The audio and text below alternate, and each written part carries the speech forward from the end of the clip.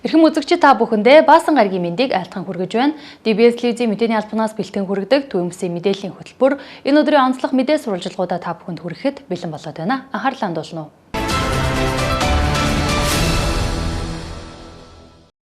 Эхний мэдээ, цаг агаар дулаарч хаврын улирал эхэлсэнтэй холбоотойгоор дархан сумын хэмжээнд шар усны үерийн эрсдэл нэмэгдэж, хараа голын усны түвшин нэмэгдэх хандлагатай байна. Мөн голын голдрол зарим хэсэгт өөрчлөгдөж, урсгалын чиглэлд алдагдсан нь айл өрхүүд рүү ус орох нөхцөлийг бүрдүүлж, 3 дугаар сарын 27 оны өглөө 3 дугаар багийн улаастайн гудамжны айл өрхүүдийн хашаанд ус нэвтэрсэн байна. Манай сурвалжлах баг энэ талаар газар дээрээс нь очиж сурвалжллаа.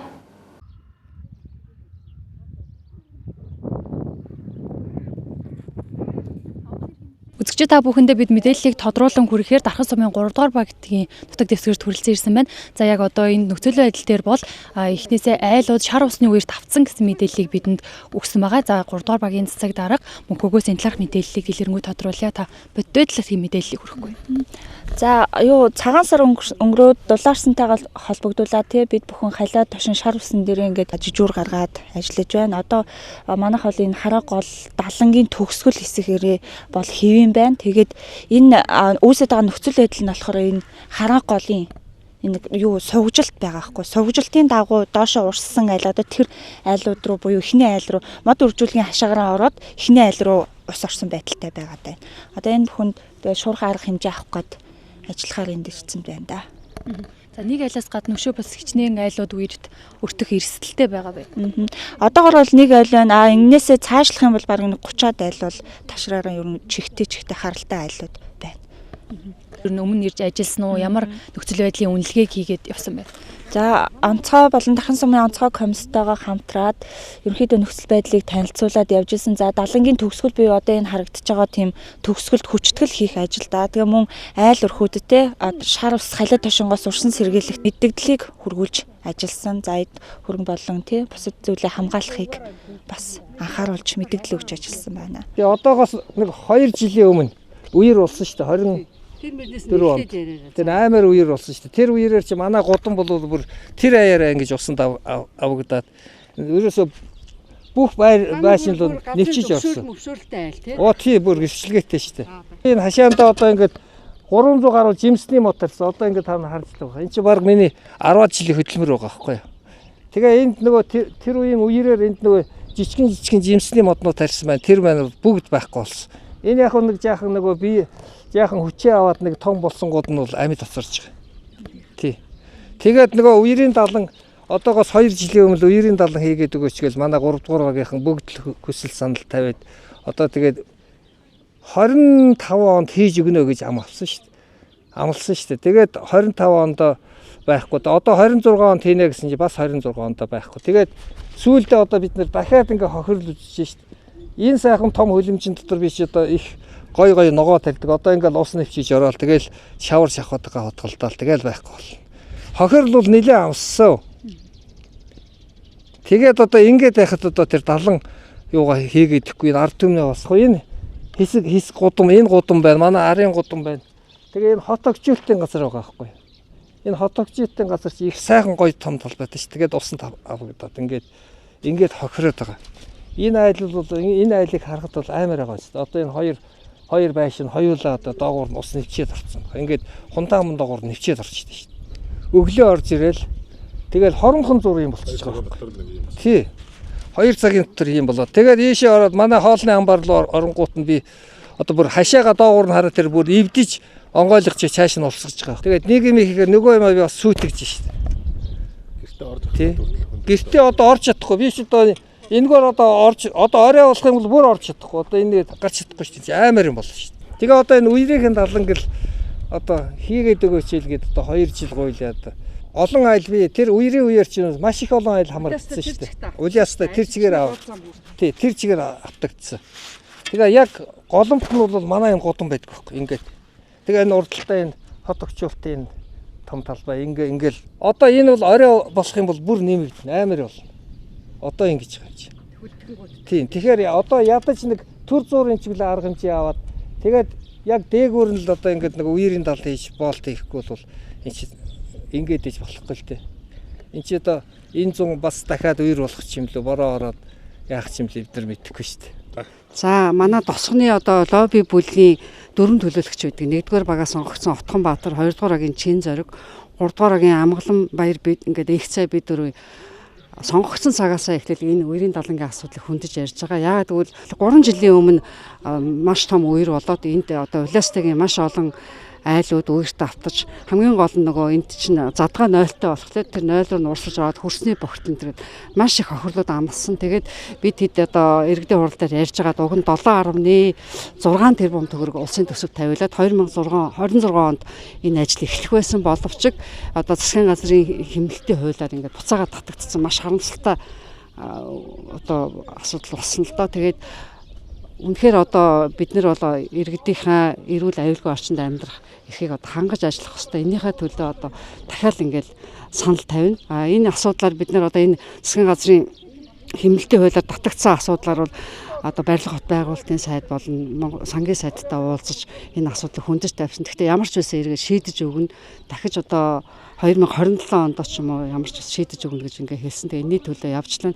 Одоо ингээл үер болоог эн чинь бол хавар штэ. Тэгэхэд ингээд айлууд хохирцсон иргэд өдөр шөнөгүй ингээл уцтдаг. Бид нар бол ингээл цас хайлахаас эхлээл энэ үерийн даалан дээр байнга ирээл хяналт тавил онцгойгийнхантай хамтарч ажиллаад байжсан бол өнөөдөр ингээл бас ийм хохирол амсчлаа л да. Тэгээд одоо энийг эргээл засгийн газар болон бидний одоо чадал бол иргэдийн хурал дээр дуу хоолойгоо хүргэнэ.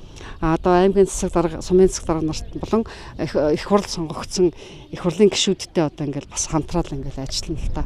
Үнэхээр одоо Монгол улс хэмнэлтийн хуулинд яасан ингээл ийм чухал асуудлыг ингээд татцсан байгаа байхгүй. Уг нь бол ингээд яг аюул занал учирсан ийм асуудал байж хахад ингээд буцаагаад татчихж байгаа маш харамсалтай юм болсон. Та бүхний харж байгаачлан их хэмжээний ус хашаанд орж ирснээр айлуудын байшингийн суурь олон жил тарьж ургуулсан мод усанд автаж хохирол амсаж гэрлөөгөө орч гарч чадахгүй нөхцөл байдалтай байна. Ийм шар усны үерийн эрсдэл нөхцөл байдалд байгаа айл өрхүүд урьдчилан сэргийлэх арга хэмжээ авч багийн засаг дарга болон холбогдох албаны хүмүүстэй хамтран ажиллаж анхаарал сэрэмжтэй байх шаардлагатай байна.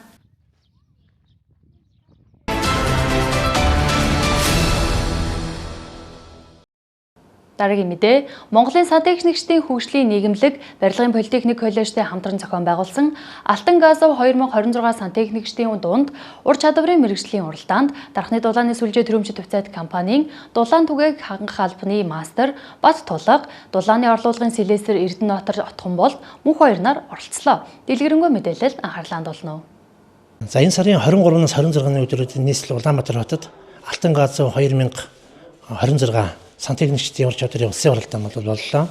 За тус уралдаанд бол дулаан сүлжээ төрөмжит хувьцаат компаниас маань бол 4 хүний бүрэлдэхүүнтэй оролцоод ирлээ. За энэ тэмцээнд бол нийт Монгол улсын хэмжээнд сантехникийн чиглэлээр үйл ажиллагаа явуулдаг 52 байгууллагын 96 ажилчид бол ур чадвараар өрсөлдсөн байгаа. За энэ тэмцээнд бол мөн одоо насны ангиллаараа 25-аас 35 насны ангилд бол манай дулааны оруулгын слесэр за мөнх хоёр маань бол алтан медалийн болцод хангасан бол мөн 45 наснаас бол дээш насны ангилд бол дулааны оруулгын слесэр Эрдэнэтбаатар банаас бас мөн алтан медалийн болцлыг бол хангалаа. За улсын хэмжээнд бол алтан медалийн хавцлаар бол дулааны сүлжээ маань бол 1-р яриаг бол эзэлж байгаа. За ингээд бол Дархан сумын хэмжээнд Дархан хотын дулаан гамжийн хэмжээнд бол бие даасан мэргэжлийн байгууллагын 36 жилийн түүхтэй дулааны сүлжээний одоо нийт хамт олонны төлөөлж за мэргэжтэй ажилтны ур чадварыг харуулсан одоо ийм маш сайхан амжилтаар бол оролцсон. Одоо баг бүрэлдэхүүнтэй хоёр ажилтнаа дулааны сүлжээний хамт олонны зүгээс бол талархад илэрхийлж ажлын өндөр амжилтыг бол хүсээрээ. Тэгээд энэ хүү тэмцээнд оролцоод одоо энэ шагналыг авсандаа бас маш их баяртай байна. За мэдээж тэмцээний өрсөлдөөн бол маш ширүүн байсан. Тэгээд маш ур чадварлаг залуучууд өчнөө байсан. Тэгээд нэлээд өрсөлдөөд тэгээд бас энэ хүү амжилтыг гаргалаа. Бас миний хувьд бол бас чанга байсан. Тэгээд өөрийгөө бас дайчлаад бас энэ Дархны дулааны сүлжээний бас нэг 190 хүний бас итгэл найдварыг дааж явсан болохоос өөрийгөө маш хичээд ажиллаж одоо гүйцэтгэлээ гүйцэтгэсэн байгаа. За улсын хэмжээнд гэх юм бол нийт 52 байгууллагаас оролцсноос нийт 96 хүн хүч чадлаа сорьсон байгаа. 25-аас 35 насны хооронд бол нийт 36 өрсөлдөгч байсан. Тэгээд тэрнээс бас энэ шагналыг авсандаа бас маш их баяртай байна. Тэгээд нийт дулааныхаа хамт олонд маш дулаан нэрхтэй байдаг болохоор бас энэ амжилтыг би бас гаргасан болов. Тэгээд дархны талааны шилжиж ажилчдаа эрүүл их ад жаргал энэ хорвогийн хамгийн сайн сайхан мөнхнийг бас чин сэтгэлээс бас хүссэн өрөөё.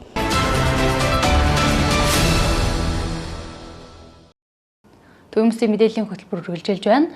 Дэлхийн 140 гаруй орны 12 мянган ихтэй сургуульд хүлээн зөвшөөрөгдсөн олон улсын IELTS-ийн шалгалтыг орон нутагт авдаг болсноор манай аймагт төдийгүй төвийн бүсийн хойд бүсийн аймагуудын хүүхдүүд илүү оройс шалгалтаа өгөх боломж бүрдэнэ. Дэлгэрэнгүй мэдээллийг хүлээн авч үзсэн үү?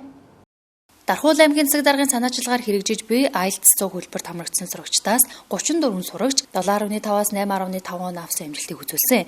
Энэ хүрээнд засаг дарга IELTS-ийн шалгалтыг Дархуул аймаг зохион байгуулдаг болох санаачилгыг дэвшүүлж Австралийн итгэмжлэгдсэн нийгмийн хариуцлагатай IDB IELTS in Mongolia тест төвд хамтран ажиллах саналыг тавьсан. Саналын дагуу тус байгууллагын төлөөллүүд Дархан хотод хүрэлцэн ирж шалгалтын салбар төвийг байгуулах боломж нөхцөлийг судалж байна. Зарим тохиолдолд сурагчид шалгалт өгөөд хүссэн оноогоо авч чаддаггүй шалтгаан нь сэтгэл зүйтэй холбоотой байдаг. Өөрөөр хэлбэл тухайн шалгуулагчийн англи хэлний мэдлэг хангалтгүйтэй бус сандрал, стресс, шалгалтын айдас нөлөөлөх нь бий.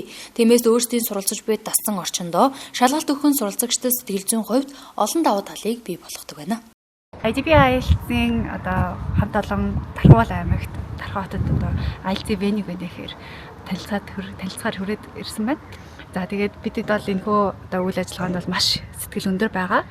Ягаад вэ гэхээр Дархуул аймгийн засаг дарга маань өөрөө IELTS 100 гэсэн хөтөлбөрийг хэрэгжүүлээд бас нэлээдгүй хугацаа өнгөрцөн. Нэлээд олон хүүхдүүд IELTS-ийн шалгалтаа аваад амжилттай явж байгаа. Энийг нь бид нэр бас олж хараад манай шалгалтын төв дээр бас Дархан аймагаас зөндөө хүүхдүүд ирдэг учраас ер нь Дархан хоттой хамтарч ажиллавал яа гэвэл гээд үрээд ирсэн байгаа. IDB IELTS-ийн яг гол үйл ажиллагааны онцлог нь бол IELTS шалгалт авч байгаа зөндөө олон газар байгаа ч гэсэн хэрэглэгчийн сэтгэл ханамжийг баримталж ажилладгаараа маш том давуу талтай. Энэ өөрөөр хэлбэл хүүхдүүд маань Дархан хотод өөрийнхөө мэддэг газар шалгалтаа өгөх нь бол маш тав тухтай орчныг бүдүүлж өгөх нь бол хамгийн чухал юм байна. Мэдээж хэрэг IELTS-ийн стандартын дагуу бид шалгалтын үйл ажиллагаагаа явуулдаг. Хажуугаар нь санал болгож байгаа гол үйл ажиллагаа нь тэр байгаа.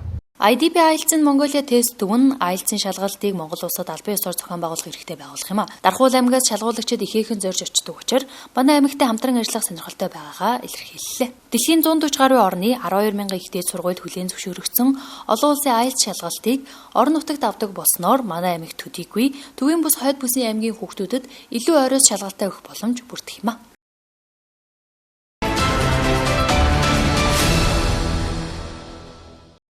Дархуул аймгийн иргэдийн төлөөлөгчид орон нутгийн байгууллагуудын үйл ажиллагаатай танилцж, тулгамдж буй асуудал, хэрэгжүүлж буй ажил арга хэмжээний талаар мэдээлэл авч санал бодлоо илэрхийлж байна. Дархуул аймгийн иргэдийн төлөөлөгчдийн хурлын төлөөлөгчдийн зөвлөгөөнийг 2026 оны 3 дугаар сарын 27-ны өдөр зохион байгуулж байгаа бөгөөд энэ удаа Дархан сумын засаг даргын тамгын газарт явуулж байгаагаар онцлогтой болж байна. Тус зөвлөгөөнөөр төлөөлөгчид Дархан сумын үйл ажиллагаа, Дархан хотын тогшил үйлчилгээний газар, орон нутгийн өмчөд аж ахуйн тооцоод үйлдвэрийн газрын үйл ажиллагаа, Дархан хотын хог тээврийн газар, орон нутгийн өмчөд аж ахуйн тооцоод үйлдвэрийн газрын үйл ажиллагаатай тус танилцж, мэдээлэлтэй холбоотой асуулт саналаа илэрхийлж байна. За Дархуул аймгийн иргэдийн төлөөлөгчдийн хурлын жилийн ажлын төлөвлөгөөнд туссан ажлын нэг. За мөн дээр нь манай аймгийн иргэдийн хурлын төлөөлөгчид удаад бас зөвлөгөөн хуралдаан болгон дээр саналаа дэвшүүлж түүнийг шийдвэрлэж болох бүх төвшөнд нь саналыг нь тусгаж ажилладаг энэ дагууга өнөөдрийн зөвлөгөөний хөтөлбөр батлагдаад ингээд явж байна. За ер нь бол түүхэндээ анх удаа гэж манай сумын удирдлагууд онцолж явах шиг байна.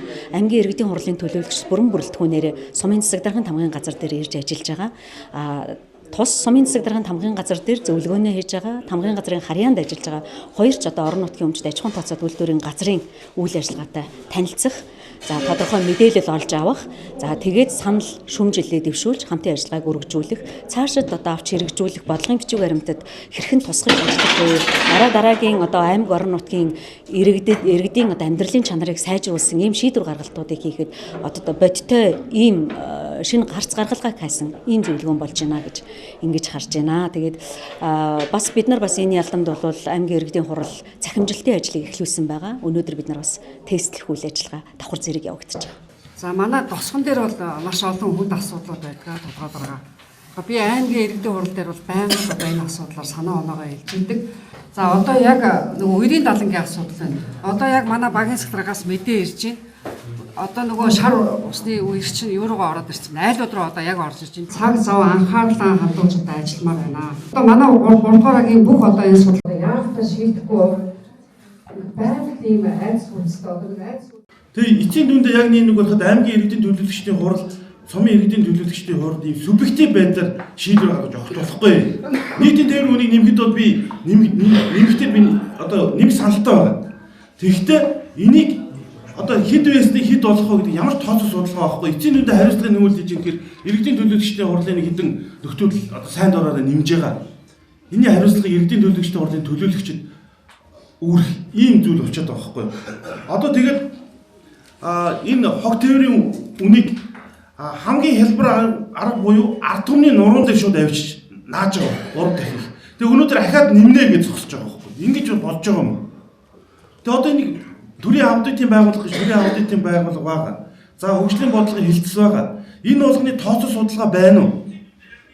Тэгээ одоо өмнөх журам буюу тэр хог тээврийн тээвэрлэх, ашиглах, дахин боловсруулах, сэргээ ашиглах журам хууль зүйн яам дээр очиод унтсан гол шалтгаан бид нар хог тээврийн үнийг нэмэхээсээ илүүтэйгээр энэ дахин боловсруулах, сэргээ ашиглах энэ үйлдвэрүүдийг оруулж ирэх юм бол энэ хогны татан зайлуулах хэмжээ чинь төдий хэмжээгээр буурнаа. Тэгэхээр энэ хог тээврийн чинь үн тодорхой хэмжээгээр буурнаа. Та нар хамгийн одоо амар буюу ард түмний нуруунд дээр ачаа өргүүлэх энэ сонголтыг хийгээд дагаад дургуцаад байгаа. Тэрнээс үн нэмэх гэдэг дээр бол бид нар татгалзах зүйл байхгүй. Хогийг цэвэрлэдэг компанийн бизнес гэдэг талаас нь харах юм бол